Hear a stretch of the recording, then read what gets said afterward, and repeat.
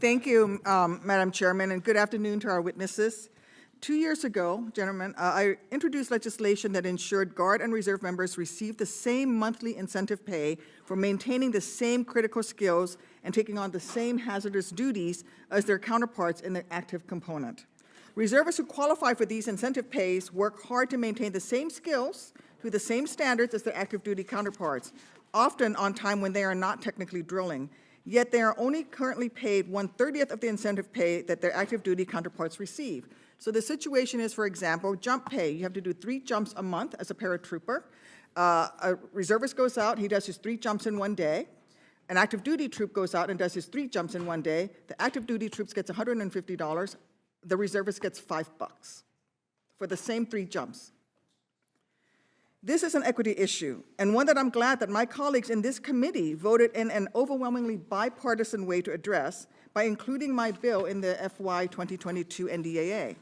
Before implementing this section of the NDAA, though, DoD must submit to Congress a report on its plan for providing equal incentive pays, along with a certification that it will not negatively impact force structure. This report was due 6 months ago, in September 30th of last year, yet Congress is still waiting for this report. Last October, after the deadline passed, I led a bipartisan and bicameral letter to Secretary Austin urging the department to expeditiously issue its report and certification to Congress as required by law. We are still waiting to hear from DoD on this. We're still waiting to pay our reservists equitably for the critical skills and risks that they take to contribute to our military. Undersecretary Cisneros, how close is the department to completing the report? And more importantly, how much longer would you like our nation's reserve component to wait before it is afforded the incentive pay parity with their counterparts on active duty? Senator, thank you for the question there. And I know I was a former TAR officer, or then later they changed the name to full-time support in the United States Navy, working with our reservists. I know how hard they work and how dedicated they are to defending the nation. For that, I'm going to turn it over to Mr. Constable, who can. Wonderful. Why are you 6 months late?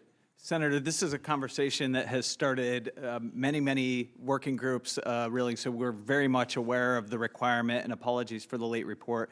We do anticipate meeting with the staff soon to talk through some of the impasses that we've reached based primarily on the realization in all camps that not all special skills, not all special pays are created equally or should be treated the same. We just have to find the right mix of places wherein we seek equal dollars versus equal consideration, and of course cognizant of creating incentives to draw people from one force to the other, as one report has warned.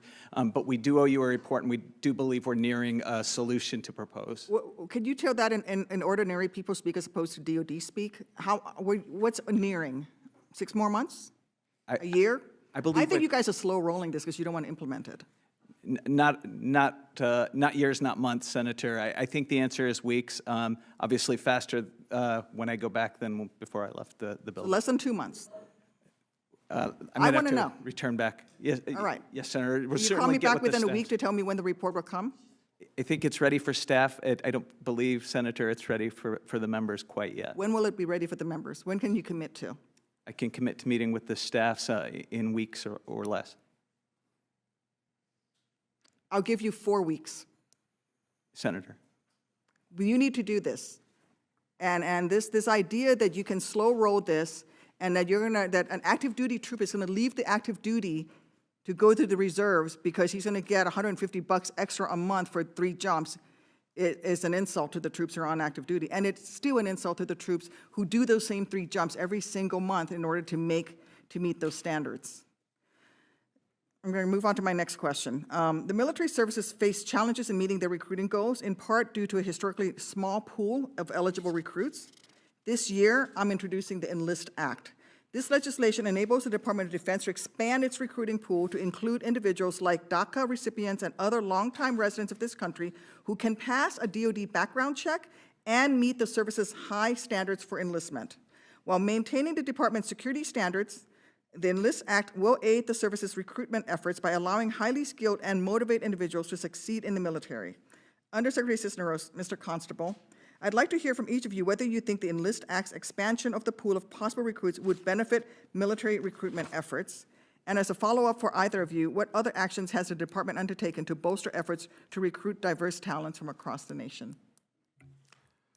Ma'am, Senator, we've tried this before to try, so we are in support of trying to diversify our enlistment pool in order. I know there are a number of kids, young students that have grown up here in the United States that consider themselves American citizens that have really done nothing wrong, have lived good lives, and have want to serve.